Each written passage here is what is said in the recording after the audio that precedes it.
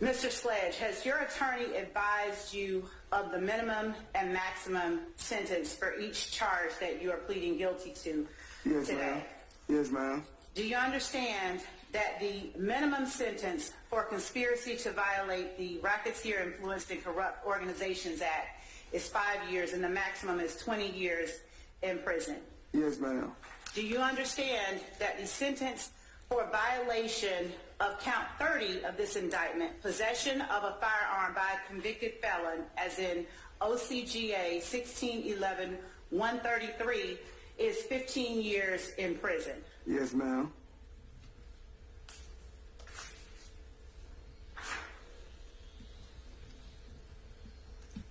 Do you understand that this is a negotiated plea of guilty? Yes, ma'am. Which means that the state will recommend to the court the following sentence. Yes, ma'am.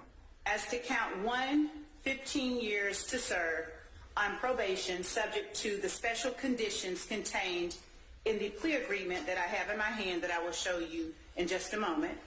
And on count 30, although you are pleading guilty, sentencing will be withheld until the completion of the initial trial of this case. After the initial trial of this case, provided defendant you have complied with the special conditions outlined in sections B, C, D, F, and I of section 3 special conditions of sentence of this plea agreement, the state agrees that the defendant shall be allowed to withdraw his guilty plea on count 30, and the state shall agree to null pros count 30.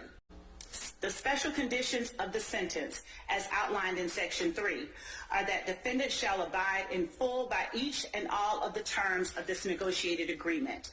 Defendant's failure to abide by any term of this agreement shall constitute a violation of the agreement. Defendant shall testify truthfully about all matters relating to this case upon which he is questioned at any trial or judicial proceeding stemming from the facts alleged in this indictment. In accordance with testifying truthfully about all matters relating to this case, defendant acknowledges that each and all of the statements contained within the defendant's factual acknowledgments section of this agreement are true.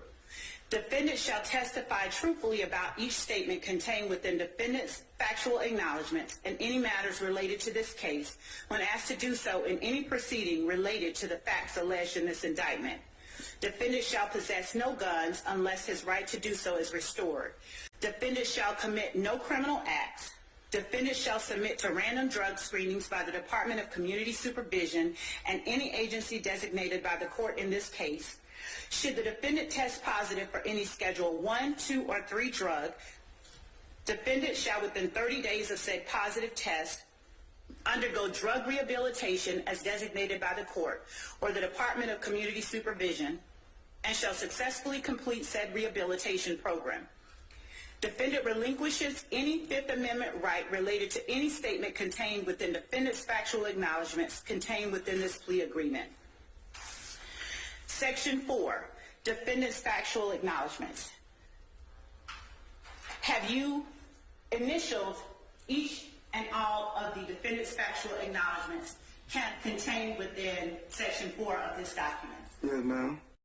Number 1, Young Slime Life, aka YSL, is an organization made up of 3 or more members or associates who share common identifiers that include, but are not limited to, colors, hand signals, and terminology, who have committed crimes intended to increase the notoriety, street credibility, and reputation of YSL.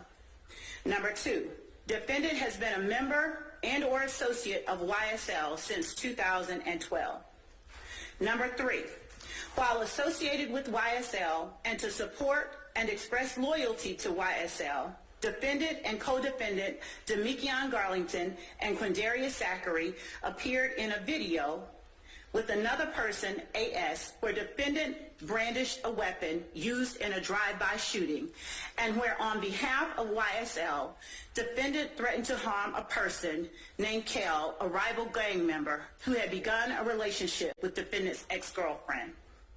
Number 4, On or about April 28, 2015, as reflected in Fulton County Indictment 15SC 138994, defendant and fellow YSL associates Demekion Garlington and Quindarius Zachary committed a drive-by shooting using the firearm defendant wielded in the video referenced in Part 3 of this section, targeting family members of a rival gang.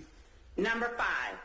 Defendant and his fellow YSL associates committed the drive-by shooting referenced in sections 3 and 4 above on behalf of YSL and to increase the notoriety, reputation, and fear of YSL. Number 6, defendant admitted committing and was convicted of aggravated assault and participation in criminal street gang activity, among other charges, for his participation in the drive-by shooting referenced in sections 3, 4, and